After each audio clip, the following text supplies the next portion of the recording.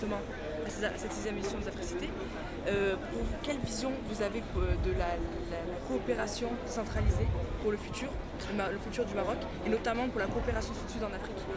Écoutez, d'abord, si, comme je l'ai dit, nous croyons au Maroc profondément en la capacité des collectivités locales à être les acteurs du développement local et par voie de conséquence du développement global, c'est qu'aujourd'hui la coopération doit être également décentralisée. Nous l'avons commencé d'ailleurs un peu avec l'Europe, et nous voudrions aussi qu'elle soit le fait d'une réalité sur le continent africain. C'est-à-dire que ce ne soit plus des coopérations uniquement d'État à État, mais aussi des coopérations de commune à commune. Nous avons aujourd'hui, il y a un instant, donné un petit exemple de ce que peuvent faire les communes entre elles. 2 communes marocaines, parmi les plus petites aussi, avec 2 communes du Sénégal, eh bien, il y a eu un geste, c'est un beau geste, même s'il ne coûte pas grand-chose, même si c'est 2 ambulances, mais c'est un geste qui montre qu'on peut travailler et décentraliser la coopération, et c'est ça l'avenir. On ne peut pas parler de communes qui doivent bâtir la prospérité et le développement de tout un pays si elles n'ont pas la capacité de s'entraider entre elles. Merci, Monsieur le Ministre. Pour le Maroc, la résolution avancée, c'est 2 choses, c'est 2 piliers. La déconcentration et la décentralisation. C'est une réorganisation nouvelle de l'État marocain. Et l'article 1er de la Constitution, à la fin, il dit l'organisation de l'État marocain est décentralisée notamment à travers la régionalisation avancée. Ça, c'est la première. La deuxième, c'est une avancée extraordinaire sur le plan politique. C'est les présidents de région, ils sont élus au suffrage universel. Ils sont les ordonnateurs. La deuxième avancée, c'est en termes de compétences. Toute la vocation économique, elle va être la vocation principale des régions. La vocation sociale et les convergences d'actions sociales, il va être à l'échelle provinciale. La vocation de services de proximité serait principalement à l'échelle de communes. Ça, c'est la deuxième portée, la portée sur le plan économique. Et après, vous avez effectivement toute la portée de comment rendre plus efficaces les politiques publiques territoriales. Comment aujourd'hui tout le monde fait une critique, une évaluation négative en termes des manques à gagner sur le plan de territoire, parce qu'il n'y a pas de concertation entre les différents acteurs. Donc en termes d'efficacité globale en termes économiques. Vous avez aussi l'amélioration des services aux acteurs, services économiques, services à la société civile.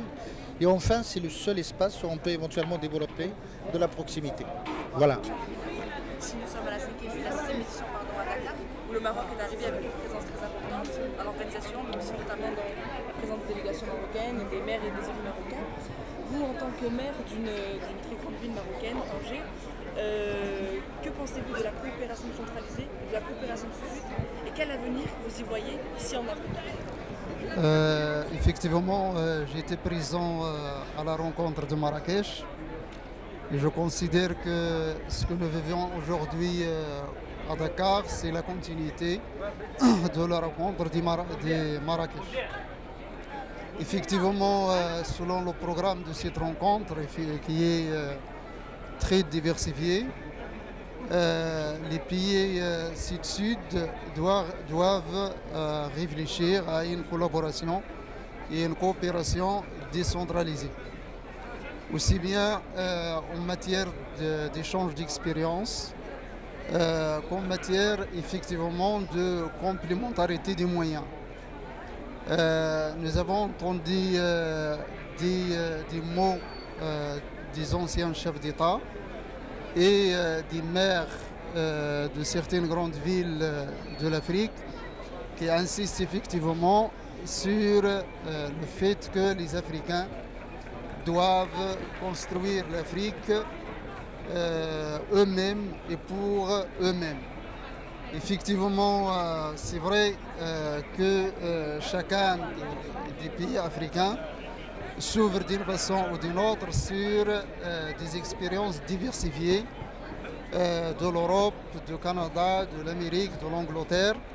Mais il est temps de réfléchir à notre expérience propre qui est adaptable à ce que nous possédons comme moyen qui est adaptable à la civilisation africaine, qui est adaptable aussi aux besoins de l'Africain, qui ne sont pas toujours que ceux des citoyens des autres villes européennes et américaines. Donc là, effectivement, Africité, dans sa 6e édition, je pense que le total des recommandations auxquelles va aboutir commence à mettre en œuvre cette façon de se complémenter, d'édifier l'Afrique par les Africains et pour les Africains. L'an prochain aura lieu à Rabat. Donc Rabat 2013 organise le congrès mondial du CGLU. Je suppose que vous serez présent, comme tous nos élus marocains. Et je veux savoir, vous y allez avec quel espoir? Effectivement, j'y serai. Et je suis aussi de près les préparatifs de cette rencontre.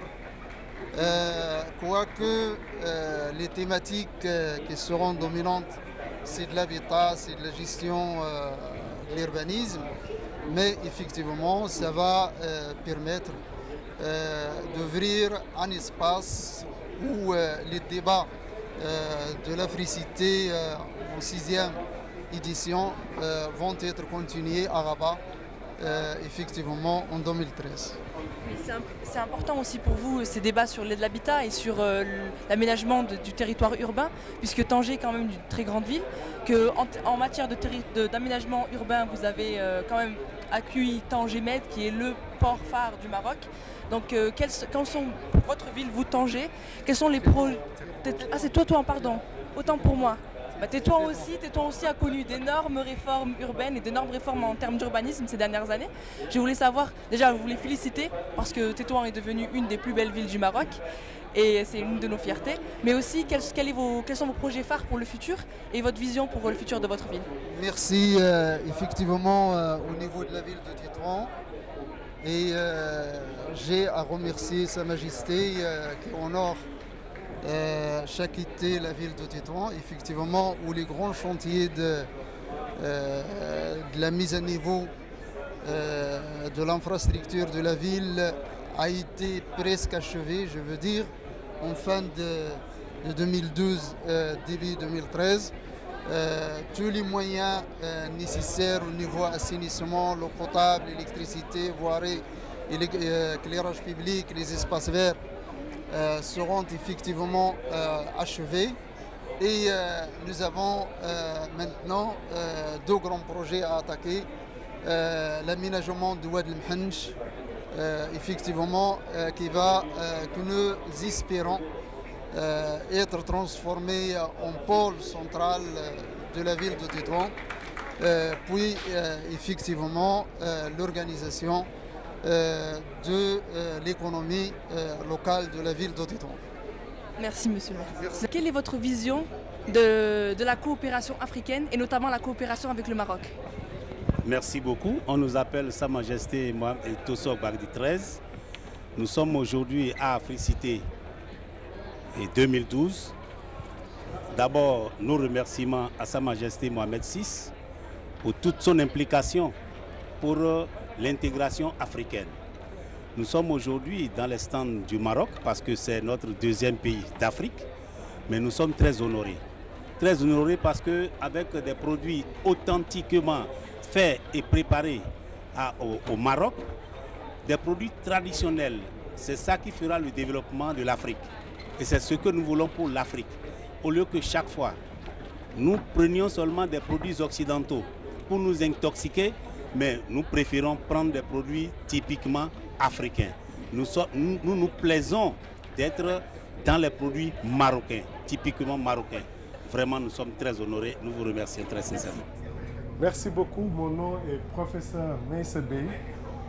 Je suis premier adjoint au maire de la ville de Rufisque, comme vous l'avez si bien dit, jumelé à Fès et à la ville Kanifing de la République sœur de Gambie. Nous développons également un partenariat sud-sud avec Kina dans le gouvernorat de Sfax. nous sommes très attachés au Maroc, d'abord pour des liens historiques liés à la Oumma islamique. Deuxièmement, nous avons quelques convergences du point de vue de la vision du développement, notamment tout ce que vous faites pour les couches vulnérables. Au Sénégal, nous tentons dans des programmes diversifiés de le faire. Nous sommes également, comme vous, très attachés à la culture et à la valorisation de notre identité.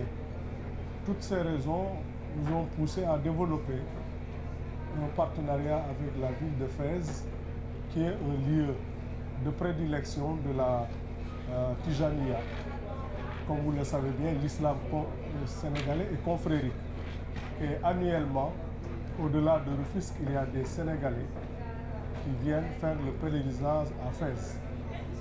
Personnellement, je suis très attaché au Maroc parce que pour y avoir fait 18 mois en tant qu'expert à l'ICESCO, ce qui m'a permis de connaître aussi bien le Maghreb et le Machrek et un peu le Proche-Orient.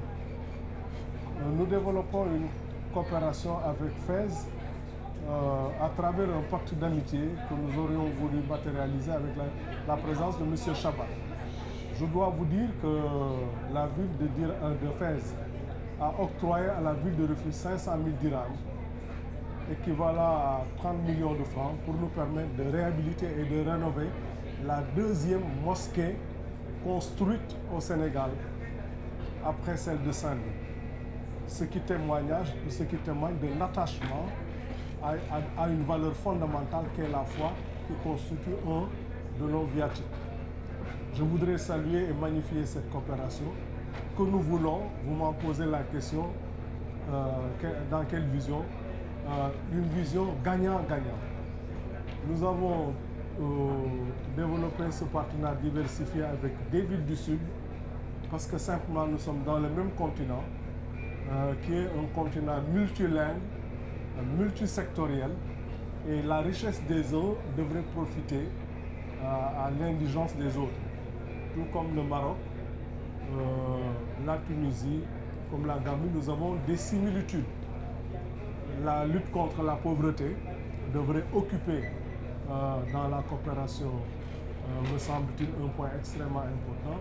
Les questions d'assainissement également, au-delà des États, devraient nous préoccuper. Nous sommes également des pays qui avons une frange maritime et nous sommes exposés à l'érosion côtière. Vous l'avez de Tanger à Agadir, nous l'avons sur toute la frange depuis Agadir jusqu'au cap de Mon-Espérance. C'est des problématiques nouvelles par rapport au réchauffement de la Terre. Il est utile que nous développions des convergences et que nous ayons des expériences à mutualiser.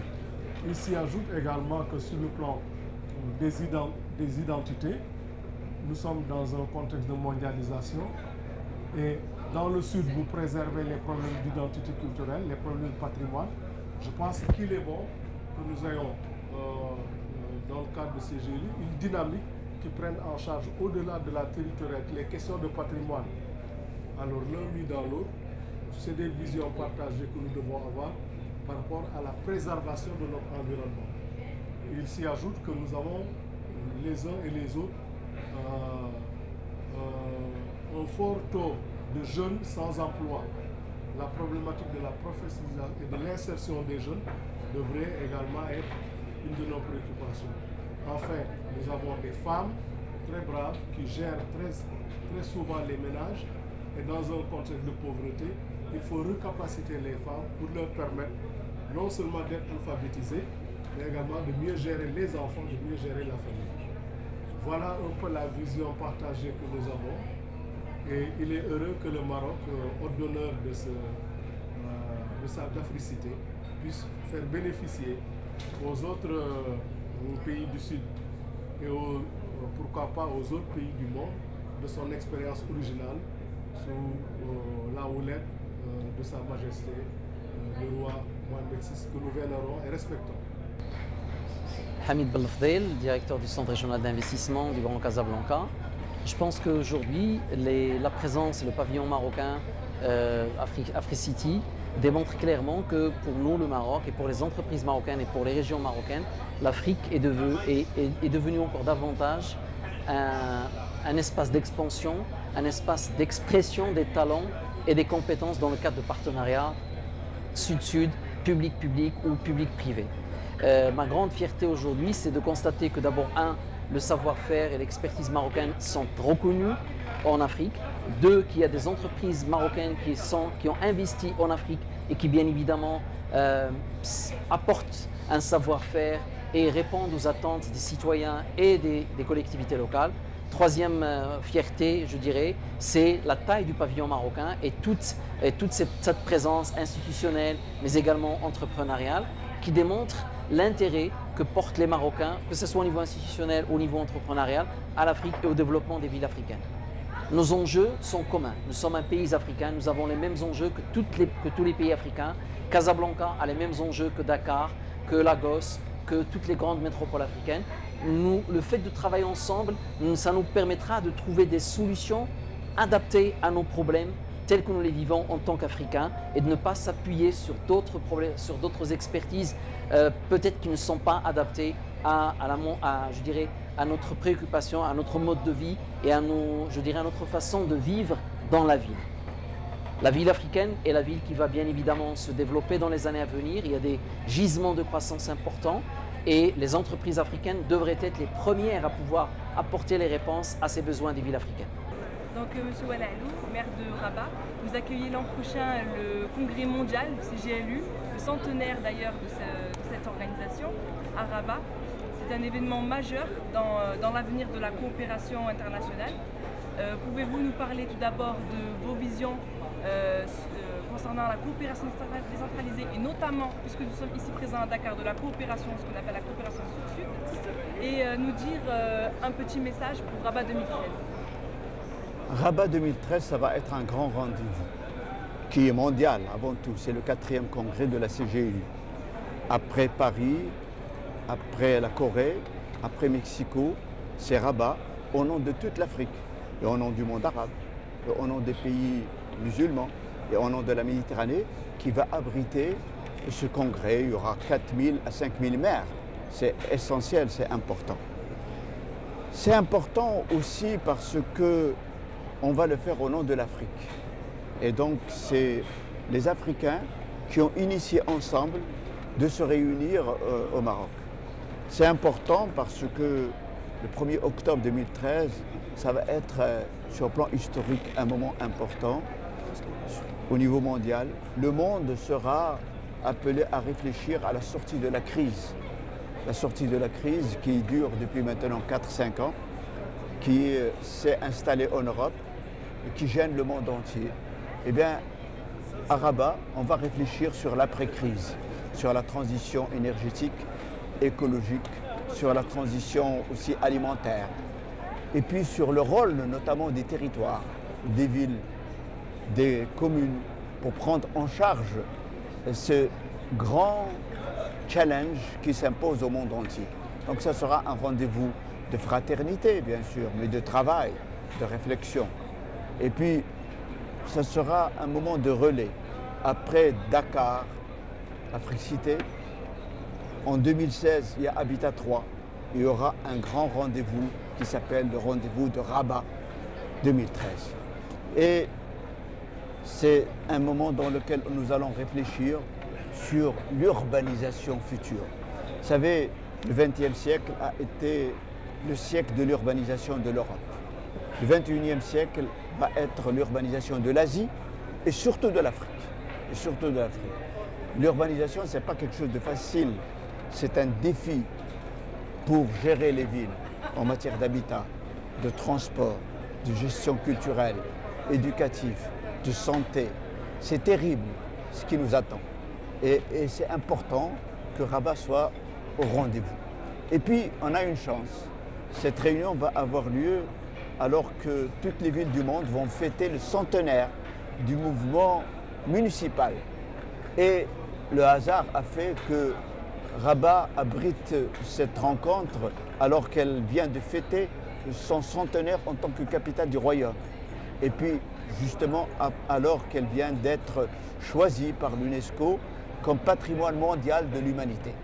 Et ce qui est important, c'est ce patrimoine de Rabat est spécifique, parce que c'est un patrimoine partagé avec les Romains, avec les Carthaginois, avec les Andalous, avec les Européens.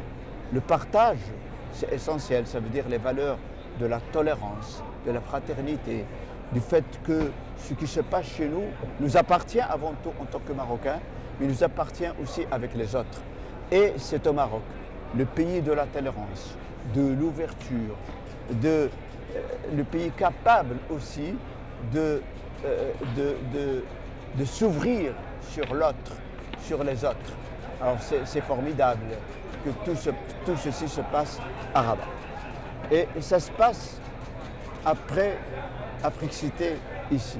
Africité à Dakar, c'est un moment de fraternité africaine. Et nous, les Marocains, nous sommes fiers d'être présents ici avec une certaine force, parce que Dakar et le Sénégal est un pays frère et ami, parce que Dakar et aussi le Sénégal, c'est une référence en matière démocratique. Le Sénégal, c'est quand même une référence pour la construction de la démocratie africaine, comme le Maroc qui est une référence en la matière. Ici, c'est un pays, c'est le pays de l'alternance démocratique. C'est essentiel. Et c'est pour cela qu'on est là avec enthousiasme. Vous voyez un peu le pavillon marocain. Le pavillon marocain, en fait, c'est un don du Maroc pour l'Afrique. C'est un don à cette fraternité maroco-sénégalaise qui est profonde, qui est essentielle. Et moi, je suis très heureux de vous parler dans ce pavillon parce que c'est un moment important, c'est un endroit aussi important, non seulement dans lequel nous présentons le rayonnement du Maroc, mais nous présentons surtout l'ancrage du Maroc en Afrique. Le Maroc est avant tout fier d'être africain et d'appartenir à cette Afrique. Et puis 2013, ça va être un moment où l'Afrique va se présenter à travers Rabat, à travers le Maroc, à l'ensemble du monde, pour dialoguer, pour discuter, pour s'ouvrir sur le monde. Un monde difficile parce qu'il y a la crise, mais un monde aussi qui se mondialise, qui se régionalise, qui se polarise. Et Rabat va être un moment essentiel, un moment d'amour. Rabat, ça va être et en même temps de travail avec le reste du monde. We are looking forward for Rabat. Rabat is a next and very important step, on one hand for UGLG, our common association to work together on the local and regional level. And we will show at Rabat that the cities and the regions are the driver for progress, it's a driver for positive development because we are close to the citizens. And if you read the Rio Plus 20 document, you will find that all the problems described in this documentation can be solved only if cities and the regions become active and try to overcome it. And therefore that shows that we have to come to a different approach of global governance. Global governance in a sense that we are partners and everybody, the cities, the civil society, the states can bring in their competences, their possibilities, their potentials. And that is the spirit we work together, and that is the spirit we will push forward in Rabat with concrete proposals, and therefore I'm glad that Rabat will host us, and I'm sure it will be an important event for all of us, and naturally for Rabat, the city of Rabat, and for Morocco. And we are looking forward to have a really exciting and useful and conference for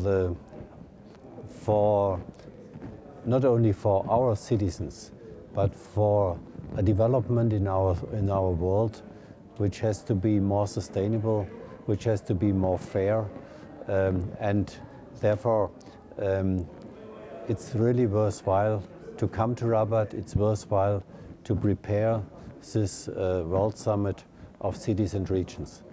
Alors je pense que le choix de Rabat est un choix très clair, pour la raison simple, parce que d'abord la ville de Rabat a été très engagée, les élus de Rabat et les maires du Maroc ont été très engagés au niveau de ces élus, de par le monde. Ils ont assisté à tous nos réunions, ils ont prouvé leur attachement à l'association des maires, et d'ailleurs la ville de Rabat abrite CGLUA, l'association des maires africains, ce qui n'est pas négligeable.